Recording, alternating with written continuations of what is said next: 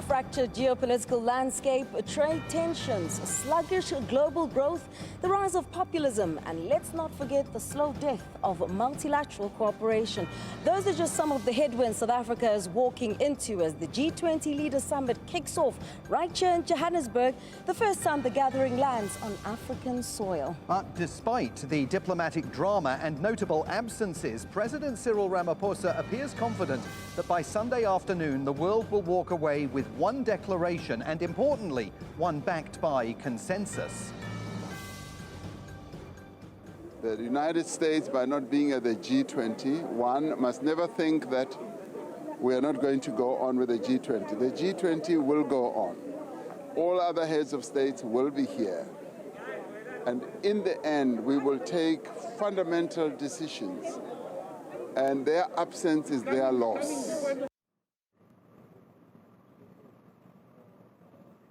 The official theme this year, solidarity, equality and sustainability. Aspirational, yes, but the real test is whether world leaders will stand shoulder to shoulder with South Africa as it takes on what some have called the not-so-subtle strong-arming by the United States. So unity or polite diplomatic theatre? We'll find out soon enough. Also joining us throughout the next 2 hours, our political editor, Ngcobo. He is at the Nasrec Expo Centre, which of course will become the stage where the world's most powerful leaders will try to find common ground this weekend.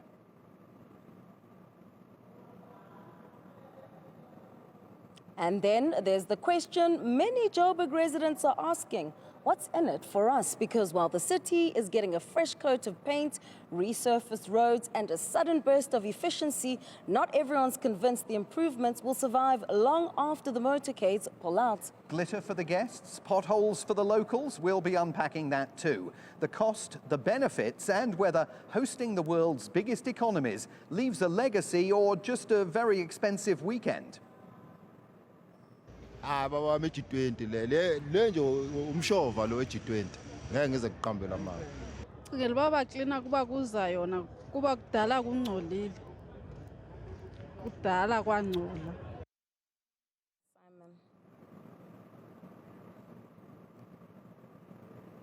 I'm Simon Marks. And I'm Ziyanda Ngcobo. This is a special Newzroom Afrika roundtable, your front row seat to expert insight, sharp analysis of the major themes and the big questions that are shaping this weekend's G20 summit. The politics are layered and the world is watching. Stay with us right here on Channel 405.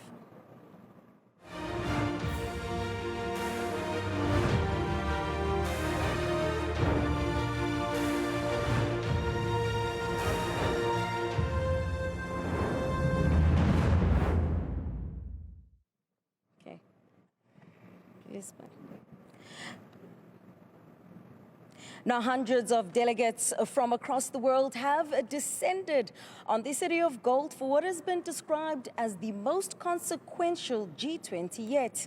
But for us to understand why this might be the case, it is very important to know how the forum actually came into existence. So here's Simon Marks with the history, the milestones and the moments that define the group's role on the global stage.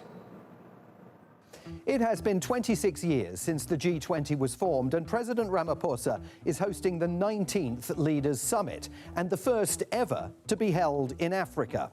So the events of the next few days here in Johannesburg will go down in history, given the pivotal role the G20 plays in trying to forge international economic cooperation. Because this summit is taking place at an unprecedented moment, with the world's largest economy, the United States, led by President Donald Trump, waging a global trade war of precisely the kind the G20 has tried to head off for nearly 3 decades. If we go all the way back to 1999, the G20 was formed as a direct consequence of the Asian financial crash and the need to try and prevent the market disruptions globally that crash sparked. So the G20 was initially seen as a place where finance ministers and central bank governors from 19 countries, plus the European Union, could meet to try and improve economic cooperation between them. And the fact that South Africa, Brazil, India and China were included in the grouping was a signal right from the start that strategic conversations could no longer only continue to occur among the G7 nations, the leading industrialized economies of the world. By 2008, almost a decade after its founding, there was a new global financial crisis, and the G20 responded with its first ever Leaders Summit. It took place in Washington, D.C., was hosted by President George W. Bush, and heads of government pledged to upgrade the grouping. They wanted it to become the world's main forum for economic crisis management, and they vowed to avoid any kind of protectionist fever from spreading.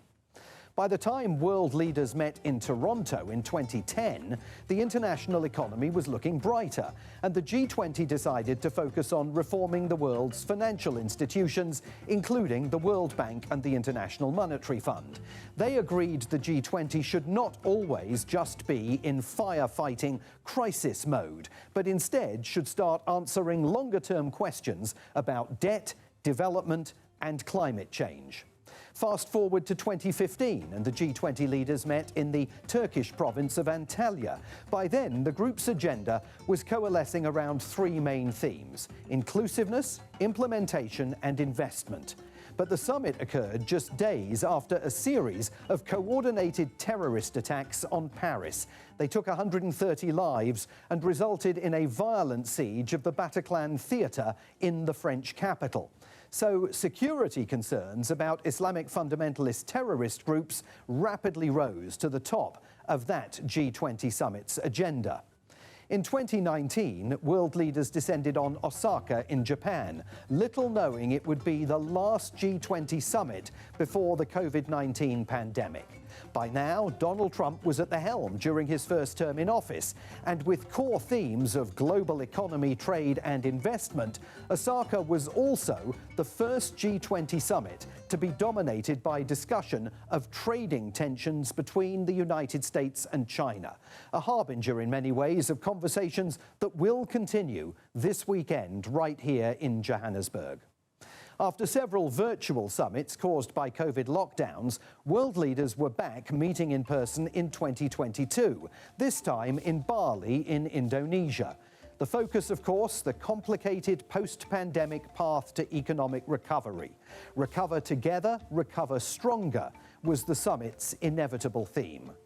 Last year, G20 leaders gathered at the Museum of Modern Art in Rio de Janeiro. And for the first time, the African Union was welcomed to play a full role around the table. The summit's aim, building a just world and a sustainable planet, was a clear indication of President Luiz Inácio Lula da Silva's main priorities that in many ways echo those of President Ramaphosa. There was, as ever, lots of talk about the need for reform at the world's financial institutions. And for the first time, the G20 Social was launched, bringing civil society formally in to the discussions and debates. And so we come to Johannesburg 2025, President Ramaphosa's opportunity to welcome world leaders to South Africa. The conversations will focus on solidarity, equality, and sustainability, three topics that are of critical importance to the vast majority of G20 members. But of course, in many ways, they are topics rejected by the United States, now not even sending Vice President J.D. Vance here in place of President Trump. 26 years after the G20 was formed, the Leaders Summit remains one of the key moments on the annual global calendar. But while the institution has served as a vital colloquium for discussion about the world's most pressing issues, tensions that exist on the world stage are still able to dilute and sometimes even neuter the impact of any single summit. So there are big stakes in the days ahead, but also big questions about just how much this G20 Leaders Summit can achieve.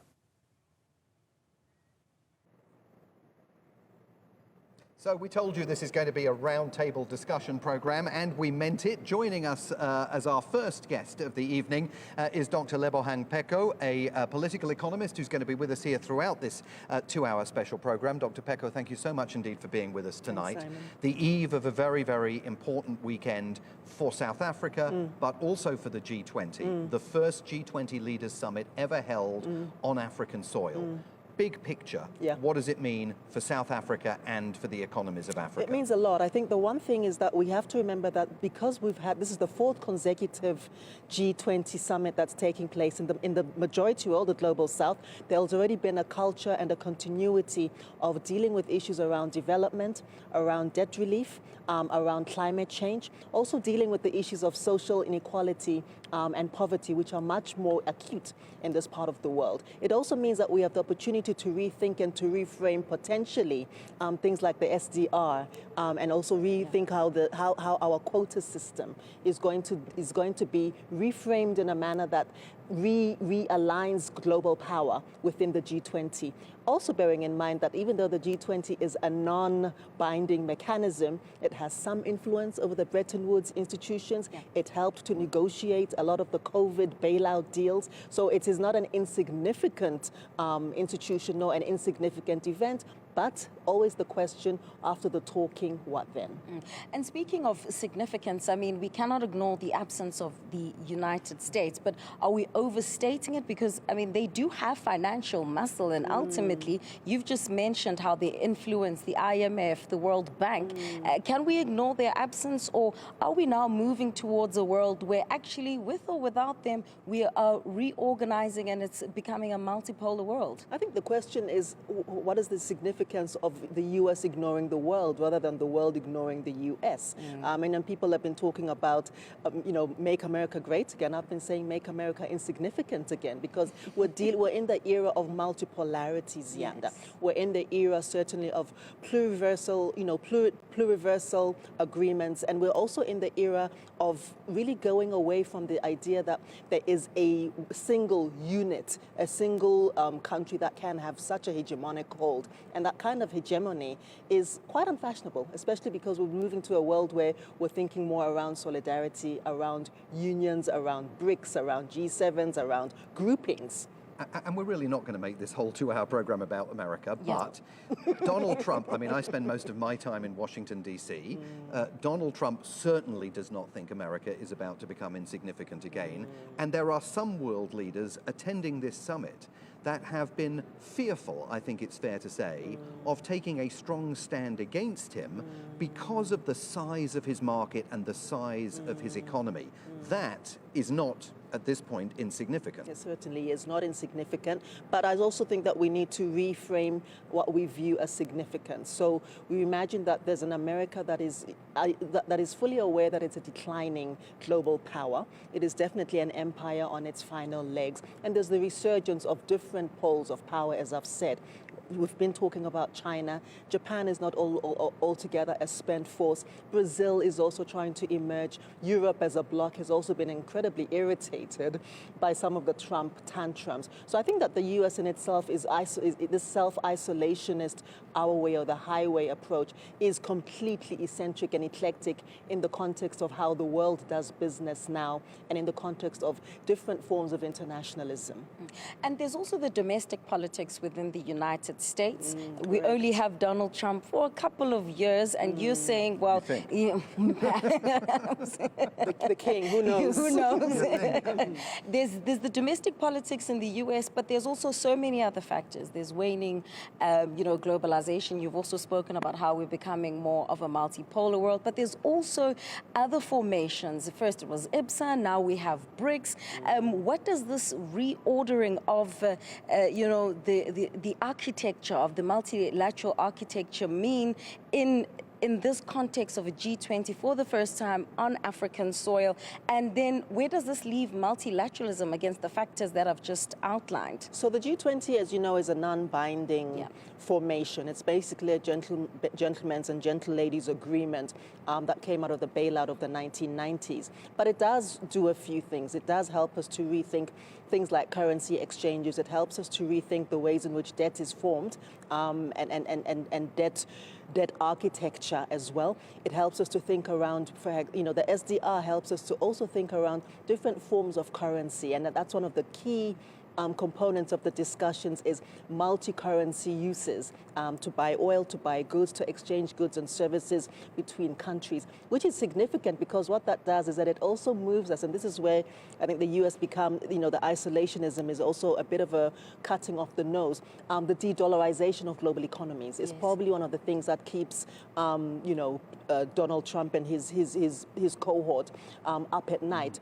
because that also means that with the de-dollarization, there's a devaluation. And remember that the largest bulk of US dollars are not even held in the United States. They're held outside the US. They're held by China, for example. And that again means that in terms of the power to shift markets, if China decides to dump a bunch of dollars onto the market, it could actually crash quite a few things. Dr. Ngcobo, let's hold it there for now. Simon, I'm told that Turkey's president has just landed in South Africa, an important moment, the Global South. This is the last time that the Global South will hold the G20 presidency for a while after Indonesia, India, Brazil, and now South Africa. Erdogan also playing an important role in negotiating world conflicts, the Russia-Ukraine conflict. He was very pivotal in that particular moment. Landing in South Africa, what should we expect from him, Simon? Well, of all the leaders present for this weekend here in Johannesburg, President Recep Tayyip Erdogan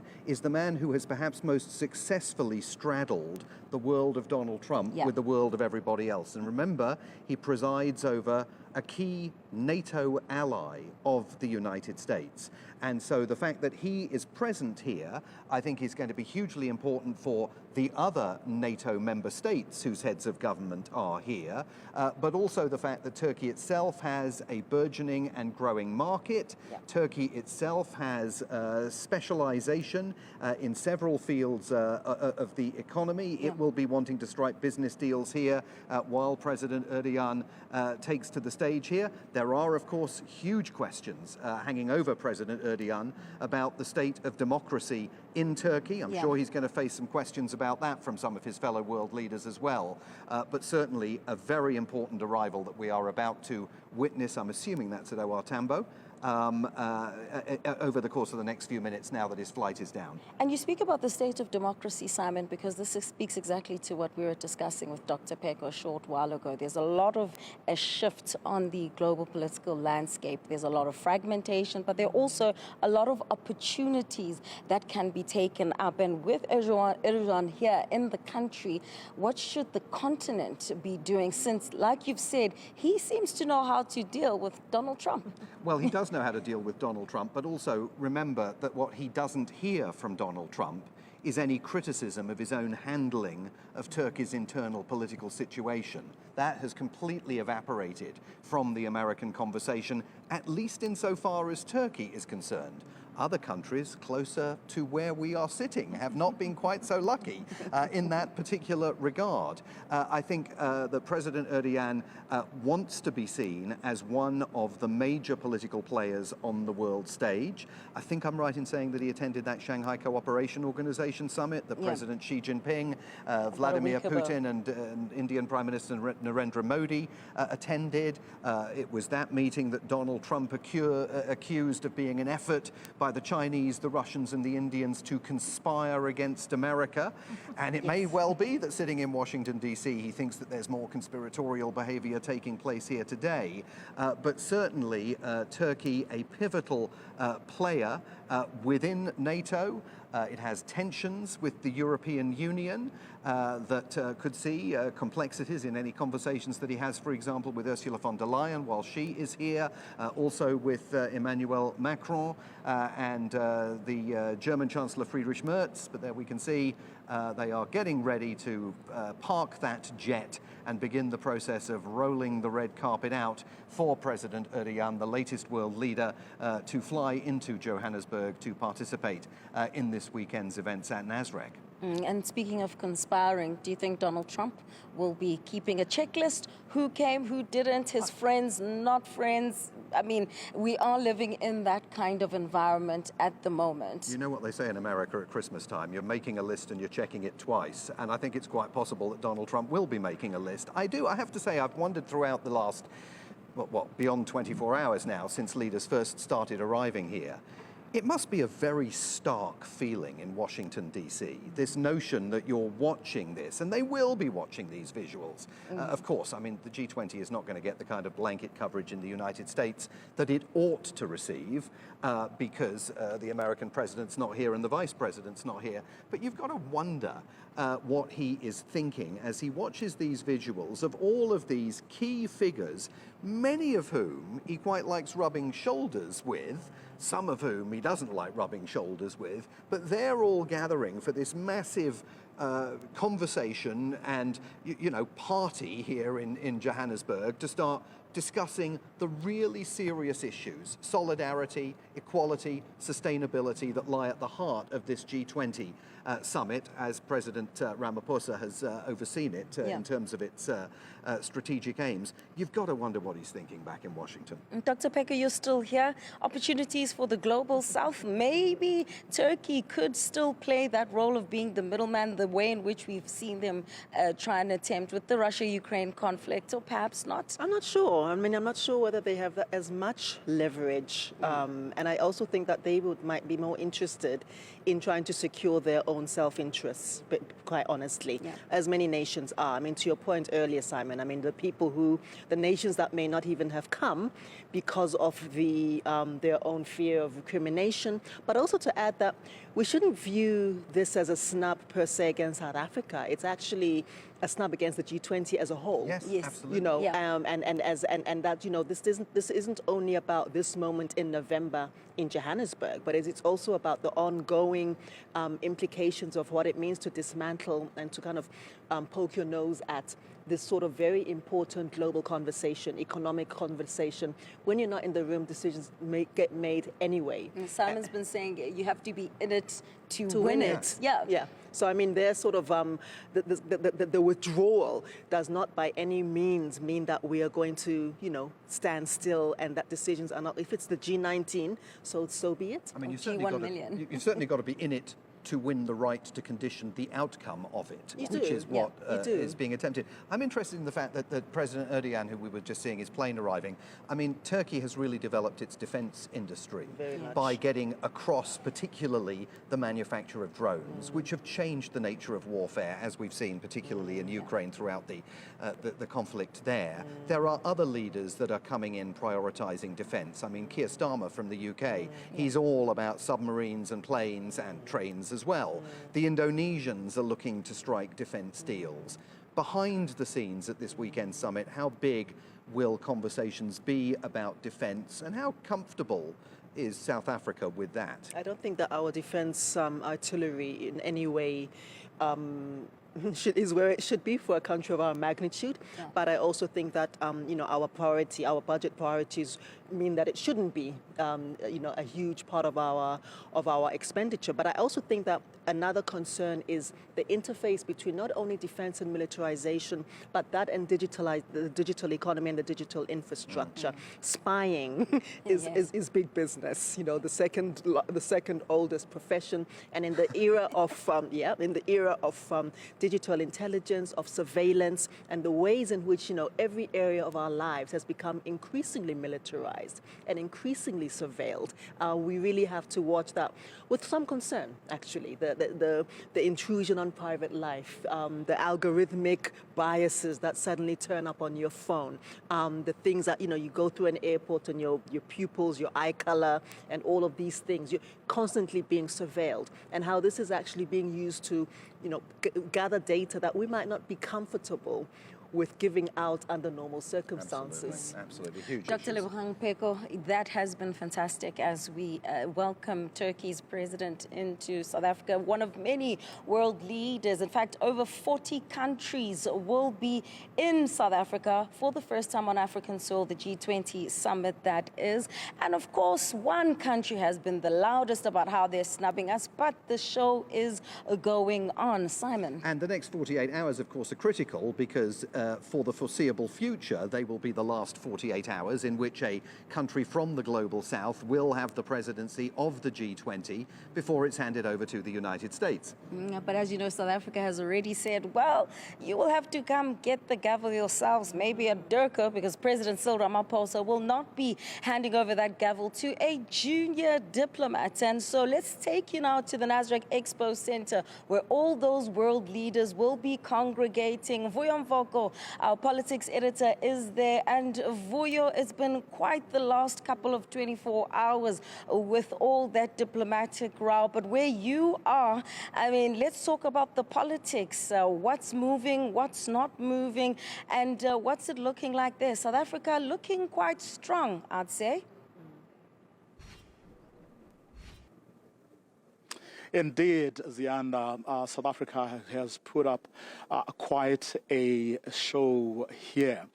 You feel the mood, especially now with hours, literally hours to go before the summit gets underway. The major local and international networks are here, broadcasting from here as we speak. So it is indeed all systems go. A short while ago, about an hour or so, you had a media briefing by the Secretary General of the United Nations, Antonio Guterres, which really tells you that it is real. The summit is indeed about to begin.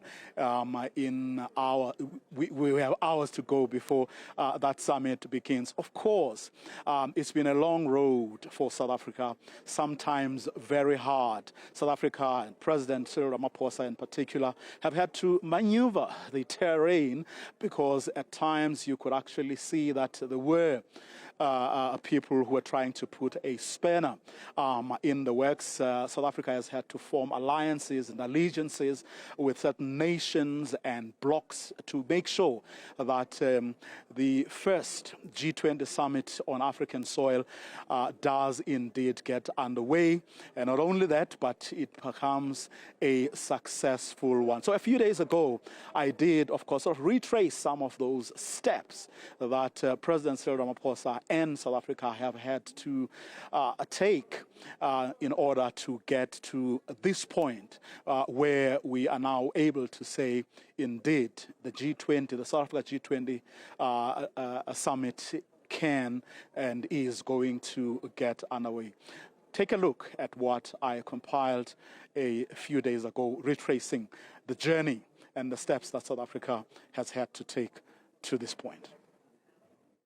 It is indeed an honor to accept on behalf of the people of South Africa the responsibility of the presidency of the G20 for 2025. A first G20 for Africa, a big moment for the South African president.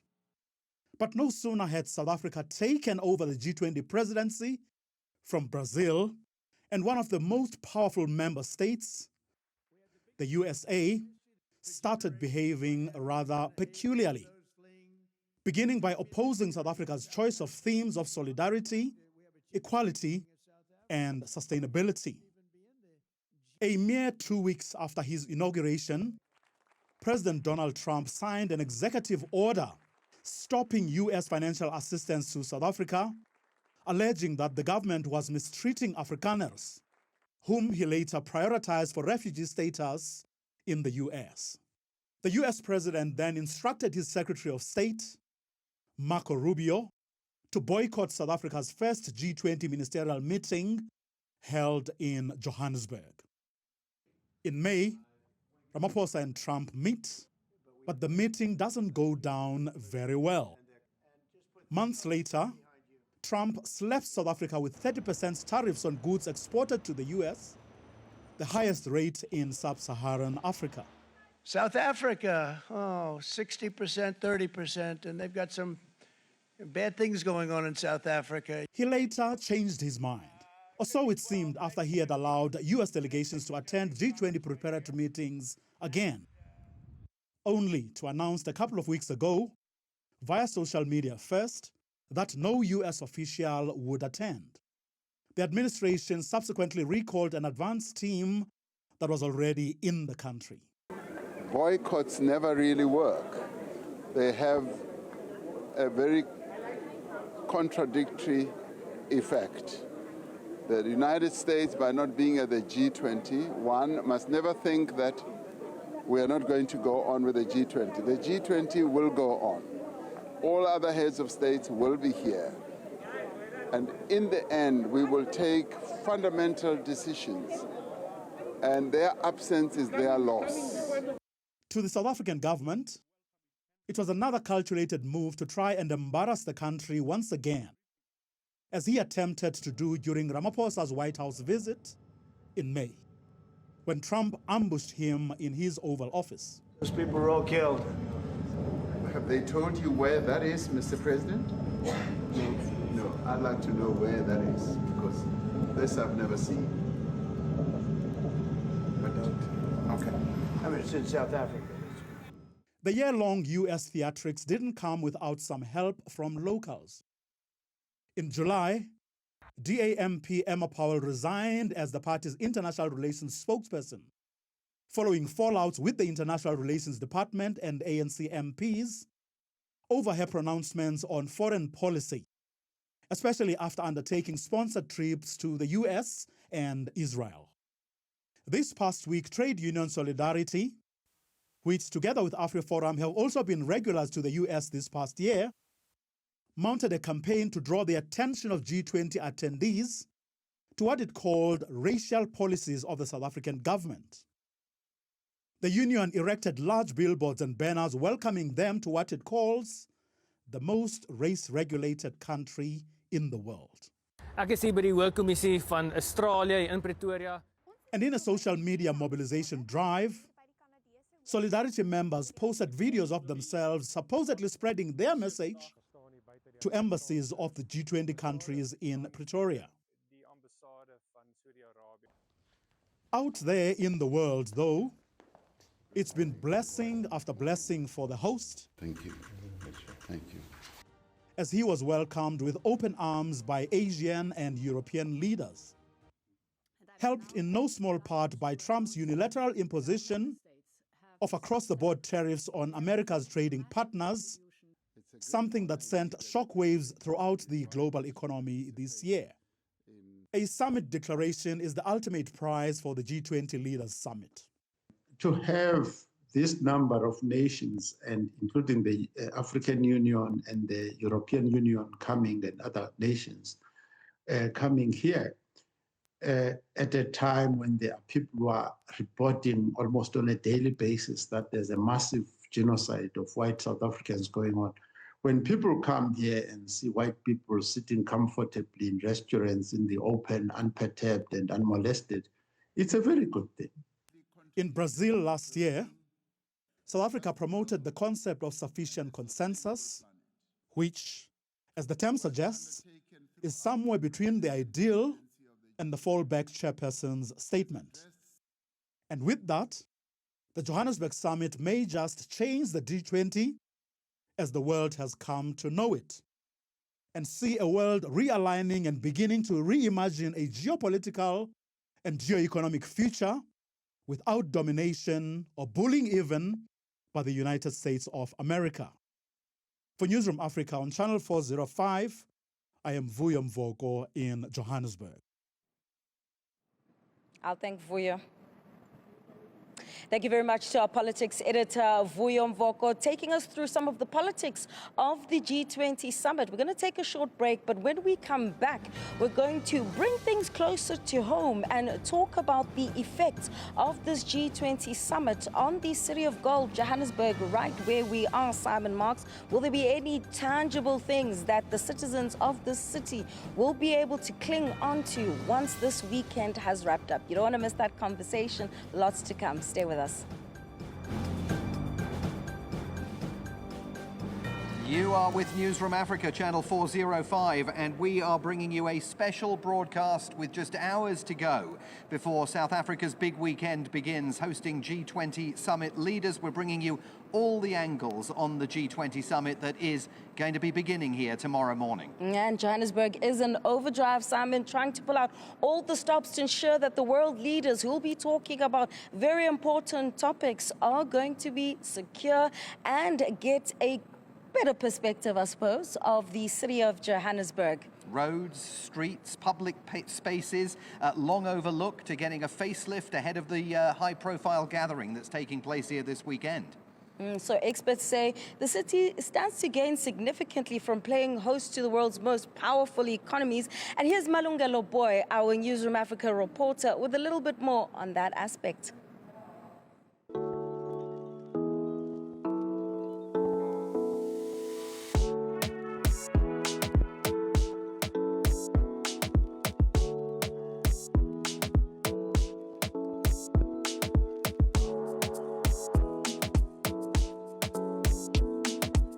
Parts of Johannesburg are getting a major cleanup ahead of the G20 summit.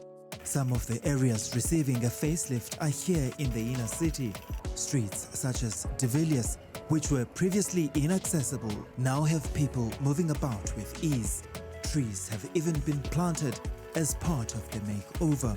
Pavements are being fixed. Kids are walking freely. They are from school, they are walking freely. This has never happened because the street was crowded. It was crowded with the basket, it was crowded with the people, it was chaotic in the streets. She doesn't entirely believe that G20 was central to the cleanup of the street. I believe that it's not influenced by G20, but this was the in the pipeline of the projects of the mayor that he wanted to carry out. Well, not everyone is convinced. Baba G20 le nje umshova lo G20 ngeke ngize kuqambela mali. Ngeke baba klina kuba kuza yona kuba kudala kungcolile. Kudala kwangcola. Along the Nasrec precinct, the area is being spruced up. The G20 Leaders Summit signage is everywhere. The South African government is spending nearly 200 million rand on hosting the gathering. But what's in it for Johannesburg, you may ask? Well, city officials say residents have a lot to be excited about. There's a whole lot of changes that are happening in Johannesburg. And these changes, these infrastructure changes, are going to remain for the benefit of the citizens of Johannesburg post-G20.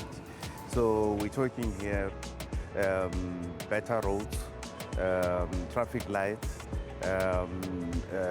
we're talking public spaces that have been fine-tuned, and those that are going to be benefiting the people of Johannesburg way past G20. The Johannesburg Chamber of Commerce and Industry says the event will boost investment.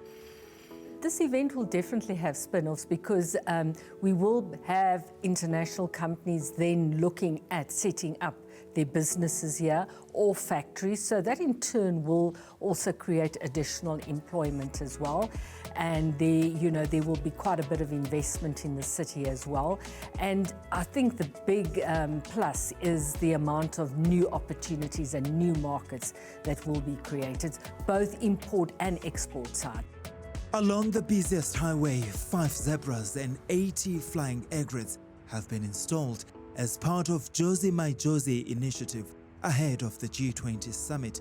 But as global leaders prepare to gather in Johannesburg, others are using this opportunity to air their grievances, with Solidarity putting up this banner on a busy highway, which has since been removed.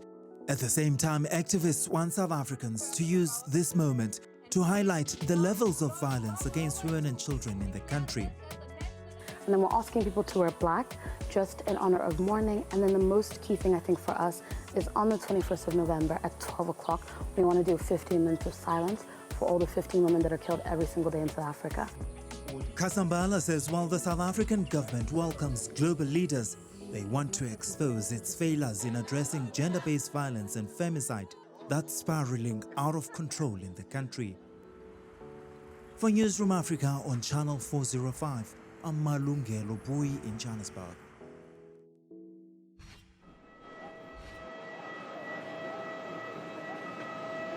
Malungelo Boy with that special report about the impact of this G20 summit on Johannesburg. And here in Johannesburg, President Recep Tayyip Erdogan of Turkey has now touched down and landed for his attendance at this G20 Leaders Summit to be held all weekend long at Nasrec. And you can see visuals there from the airfield as the Turkish president is arriving in Johannesburg and preparing to get into his motorcade and depart to join the other world leaders who are all very much in large measure already here. There are some other participants in the summit yet to arrive, but President Recep Tayyip Erdogan, who within the last few minutes has arrived in Johannesburg, one of the most pivotal figures remaining from the G20 to arrive for this big weekend of multilateral conversation that will be taking place starting tomorrow at Nasrec in terms of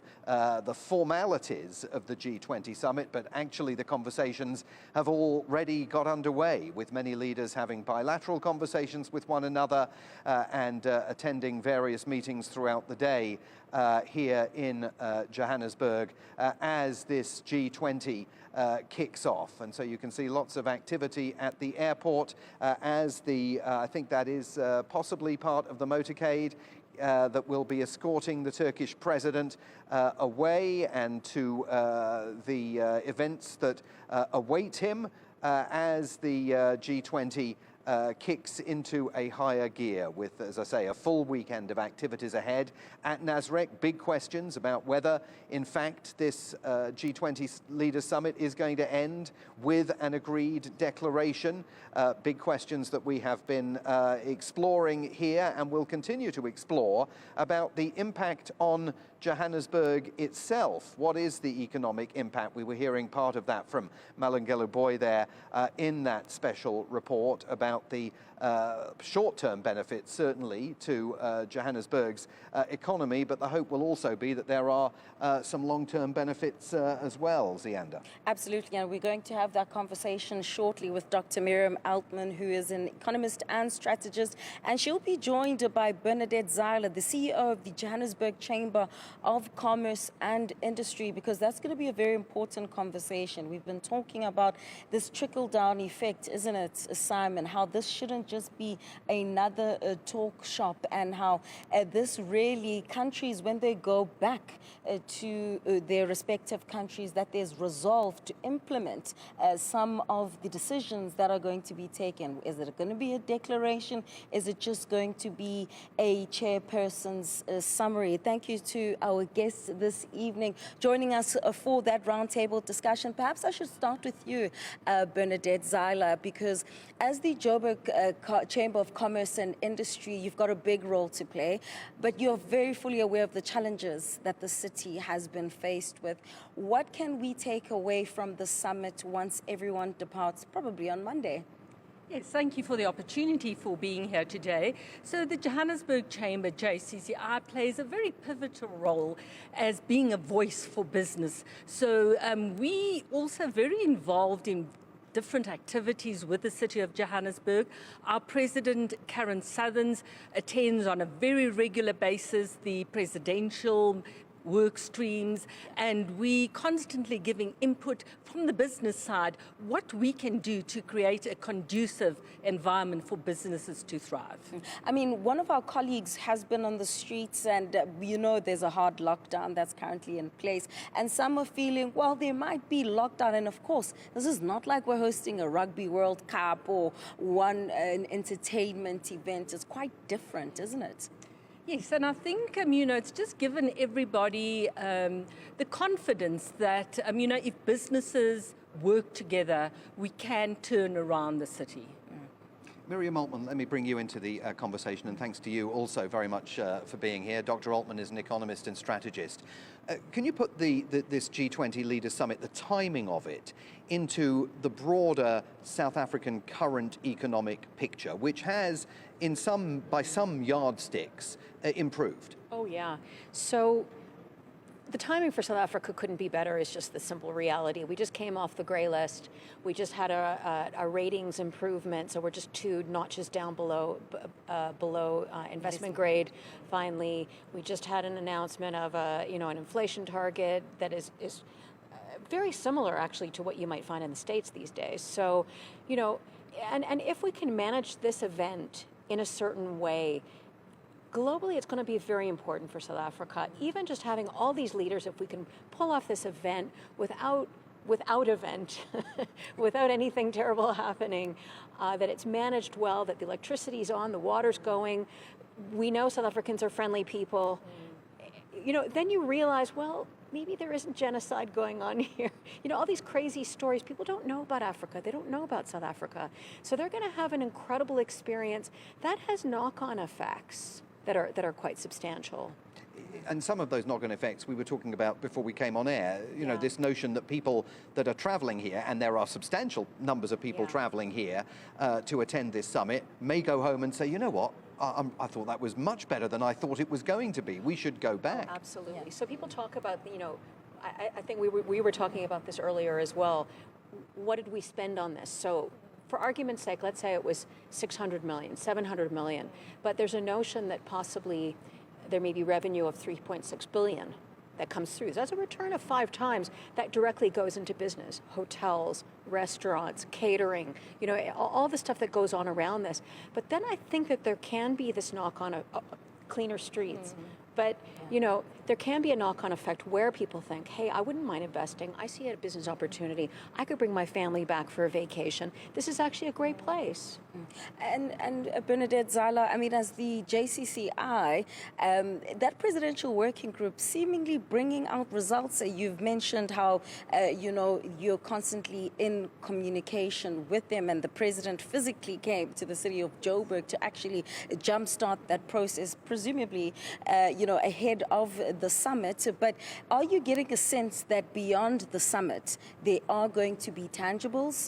The city's cleaner, we are seeing high visibility of law enforcement, things that really the city should have been implementing anyway. So, this has also brought together a team of partners. So JCCI and few other strategic partners have actually joined forces and said, let us work together and let's work with the city and let's create a clean city, and also where jobs can be created and really the economy can be boosted. So it's also just brought partners together and we can work collectively, and that's going to bring the great impact. So that will also be long term. Well, thanks to both of you for now. I know we're going to be hearing more from both of you a little bit later on in the program. Bernadette Zila, the CEO of the Johannesburg Chamber of Commerce and Industry, and Dr. Miriam Altman, an economist and strategist. Now, earlier today, we had an opportunity to get some perspective from someone who has been very involved in the preparations for this G20, and particularly the G20 social that wrapped up yesterday. I spoke to South Africa's first woman deputy president and former executive director at UN Women, Dr. Phumzile Mlambo-Ngcuka. She also headed up the G20 Social Summit, and this came on the day that across South Africa we saw people participating in a nationwide shutdown and silence to honor the victims of gender-based violence, which was very much part of the conversation that the two of us were having a little bit earlier. Here's what she had to say. Phumzile Mlambo-Ngcuka, thank you very much indeed for talking to us today. I know you've been so heavily involved in many aspects of the days leading up to this G20 Leaders Summit, but particularly with the G20 Social, and the declaration that emerged from that social certainly seemed to attract a lot of support in the room when it was delineated and presented to President Ramaphosa, particularly with regards to what it has to say about gender-based violence. What do you think it achieved, and how can you now follow through in terms of deliverables? Well, it was good that the President followed up with the announcement that South Africa will declare GBV as a national crisis, which it is. I think we need to follow that up with a program that shows that we deal with the crisis in a particular way. I always remember the pandemic, that we knew that this was a crisis and we did extraordinary things. This is not a problem that can be solved by the business as usual. You need budgets for it, but in some cases, money is not the issue, it's the resolve. It's also creating a unified response on behalf of the whole country, and it has to be men and women. We must make sure that this is not left as a women's fight. So you really need to mobilize the whole country. You remember during the pandemic, everybody had to wear a mask. You did not ask questions, you just did it. We were able to reinforce our law enforcement so that they will be there to help communities. And of course, at community level, we had solidarity amongst each other in order to make sure that no one dies. At the level of GBV, just like it was with a pandemic, people die. People die. So the action has to match that. And so when people across South Africa see the trappings of this G20 Leaders Summit, you know, the heads of government, the heads of state arriving, the limousines, the huge event that's going to take place over the weekend at Nasrec, how much of those concrete deliverables that were discussed at the G20 social and that are included in its declaration are eventually going to trickle down to them? I don't think that we should expect that the G20 can make the biggest move. We still have to go back to basics, to our communities. Every country has to go back to its own country, its own laws, its own resolve. International forum, especially the G20, because the decisions that are taken there are not compulsory. It's not like you can enforce them. To make sure that you really get impact, each country has to decide that this is what they want to do. So people must not relax and think that because there's been a G20 deal is done. You still have to continue with the work that you do at home, but it helps when you strengthen the international resolve to support what you're doing at home. If you don't want to do something at home, even when you have an international resolve, it still will not happen. So we still need each other and do things here at home. And the issue of gender-based violence and femicide, for example, those are not uniquely South African issues. At the G20 social, how much interaction was there and story sharing with other international representatives, and what did everybody learn from each other? Well, everyone had a gruesome story, really a gruesome story. And of course, we were trying very hard to say, you know, as Ngcobo would say, this is not time to agonize now, we have to organize. Let us focus on the actions we must take. But of course, you can't stop people sharing the pain that they feel, because that pain is real. Not in almost, in every country, there is a horrible story and stories that you can listen to. This was the second year, I think, that the G20 social was an official event surrounding the G20 Leaders Summit. It was President Lula da Silva of Brazil who first convened the G20 social last year in Rio de Janeiro. How much continuity do you feel there has been between the approach and the agenda and the pillars of the G20 in Rio that President Lula established, and the pillars of solidarity, equality and sustainability that President Ramaphosa has been championing during his G20 presidency? There's a definite link between Brazil and South Africa, but the issues of solidarity, sustainability and equality were also very much palpable in the G20 social. The majority of the delegates that were there were African delegates, and there's a lot of common issues that we were discussing there. I do think that we must make sure that South Africa and Brazil continue to support the G20 social, because we can't take it for granted that every country will want to do a G20 social. It is not an easy thing to do, but it is very meaningful to do it. And looking at this through the unique prism that you have as a former head of UN Women, at a time when only 18% of the UN's Sustainable Development Goals have been met, and they were supposed to be met by the end of 2030, what do you say to people who look at these events and say, look, they're just a talking shop, they never actually follow through and get where they are supposed to get to, on track and on target? What would you say to people that are skeptical about these processes? I really want to go back to what each country does. We have countries that have done much better than 18%, but if you aggregate, then you get to 18%. And those countries that did better, it was because they had the resolve. And of course, they had resources as well, some of them.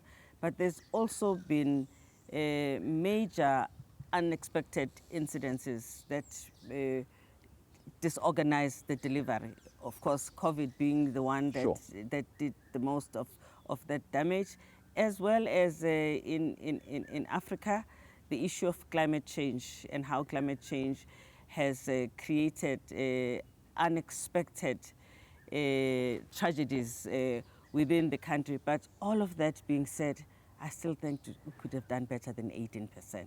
With regard, I think it is disappointing that we have 18%. We still have 5 years. I don't think that obviously we'll reach 100%, but we can up the game. But there's also a connection, surely, to the conversation about debt. Yes, absolutely. Absolutely, debt is a big issue, and as you know, it's also a big discussion in some of the engagement groups of the G20. We also tackled it a little bit at the G20 social, and really we were talking about how does Africa find its own money to address the problem that Africa faces. On one end, we obviously want debt forgiveness, that's for sure, but on the other end, thinking about what is going to happen in 10, 30, 40 years' time, how do Africa stand up on itself and use its own resources to finance itself? And that discussion went straight to critical minerals. What is the governance of the mineral regime in all our countries? And the feeling was that our governance is shaky. We really have to strengthen it because it's the only thing we have that belongs to us, and we can get money out of it to reinvest in our countries. This, as we said, was the second time the G20 Social has been an official event tied to the G20 Leaders Summit. With the presidency of the G20 moving to the United States next year, do you think there's going to be a third one? I really think my guess is as good as yours. But what is your guess? Because I think it might be better than mine. I don't know. Well, I suppose they say hope doesn't kill. I just hope I'm not dead. So I'll keep hoping. And more broadly, you know, the Americans have said they are going to take the G20 back to basics. We know that they view the solidarity, equality, sustainability pillars of this year's discussion as antithetical to US interests, not aligned with President Trump's national interests. That's got to worry you that some of this work is going to come to a standstill. No, but it shouldn't, because the people who want to do the work must do the work. The attitude of the US must not push all of us to be at a standstill. We should continue to do the things that we need and want to do. They may not want to do it, they would not do it themselves, but we can do it ourselves. In fact, of course, they can deny people visas. People can actually turn up in the US and maybe not be where they are not wanted, but they can still congregate and continue with the discussion. For all of the groups, at least in the G20 social, all of the issues that we discussed, we tried very hard to create a path that can outlive the US. So we are all aware of these barriers that may come with whoever hosts next, but we really spoke a lot about how we create a path for ourselves so that we can continue, because this is about our lives. You cannot say that if we want to do something about maternal health and adolescent health, if the US doesn't want it, then we will stop, because this is work that still has to be done. So those of us who want to do it as we planned, we have said we will continue to do it. We are not asking for anything from them. We will just must congregate ourselves and must get on with the work.